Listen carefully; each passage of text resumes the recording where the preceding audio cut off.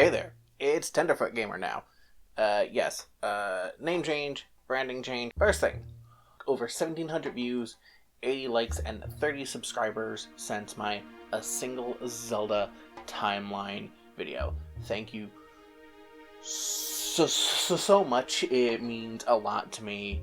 I'm genuinely flabbergasted. When I uploaded that video, I kind of thought it was going to get like 100 views, and the like to dislike was going to be reversed, and it was just going to be like a complete bomb. So in order for that video to get the response that it did, I'm genuinely humbled in the good way, and it's kind of inspiring me to want to make more content. And I'm just thank you. I'm just thank you. I have a script for this part, but just thank you. Just thank you so much. Second thing, the Zelda timeline story that I mentioned in that video, it's gonna have to be put on hold. I have a lot of it done, and I want to hold off on it now, simply because the Zelda Breath of the Wild 2 is coming out, and in order for it to truly tie my timeline together, I have a feeling Breath of the Wild 2 is going to hold a couple of answers in order to really help me build the story back together, especially as we get towards the end where Breath of the Wild is, and the 10,000 year event. I'm sure there's going to be a lot of answers with that whole 10,000 year event in the Breath of the Wild sequel. Particularly the whole project is, if it wasn't perfectly explained in that video, is I want to take the games exactly how they are in order there, and I want to stitch them together to create one whole cohesive story, as if it was like a storybook almost. And I was mostly through that. I got through Skyward Sword, through Ocarina of Time. I have all of that typed up together, and I was starting to go. I was building it up in pieces around Minish Cap, around the full games, and then starting to work on the more parts in between where I had to be a little bit more imaginative. And when they announced Breath of the Wild 2, I was like, well, it's going to be a direct sequel. So I was going to wait. I waited to see what was going on, to see if we could get more stuff, and with the most recent release trailer, well, I think the Breath of the Wild sequel is going to have answers to the 10,000 year event and a life of the time when mummified Ganondorf was entombed. So I have a feeling a lot of that story and a lot of that lore is actually going to be very important for me to stitch my timeline back together. I'm very confident that it's going to remain the same, and I'll just be able to throw on Breath of the Wild 2 and whatever story elements, so you're just going to be able to stitch in there perfectly without any issues whatsoever. So for now, I'm going to start uploading a little bit more content. So, stuff that I have put on hold, things that I wanted to record, some more Let's Plays, some more like recording streams, and just, you know, some more regular gaming channel content. And I'm really looking forward to being able to do that.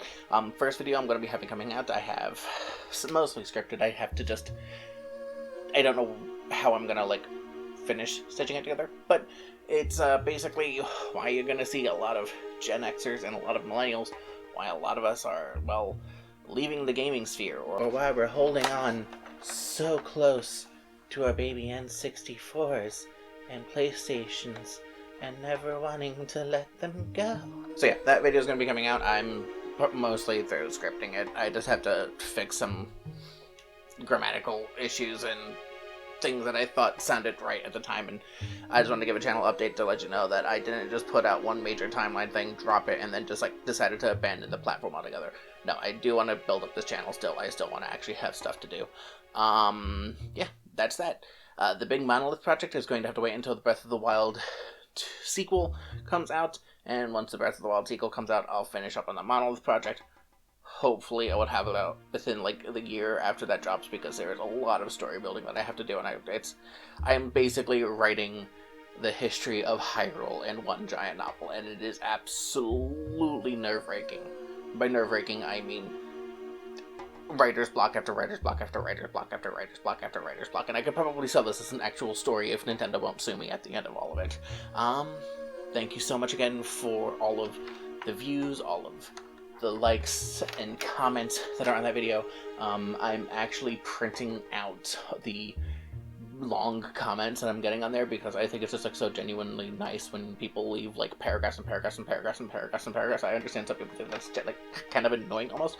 Why am I still holding this anyway?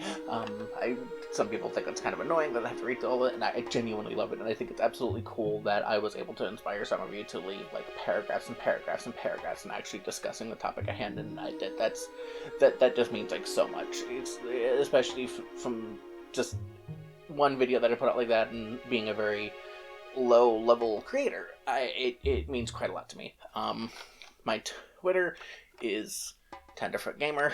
My Twitch, I think I switched it by now and fixed it to Tenderfoot Gamer by now. I want to do more OEM console streams. I have a setup where I can use these. I have a setup where I can use these old school hardware and actually stream it directly off the original console without any muss or fuss, and with actually a lot of degree of reliability and a lot of adapters in order to make sure the video quality is absolutely as best as it can be coming from these older devices. N64, GameCube, PlayStation 1, original Xbox, what have you. Peace.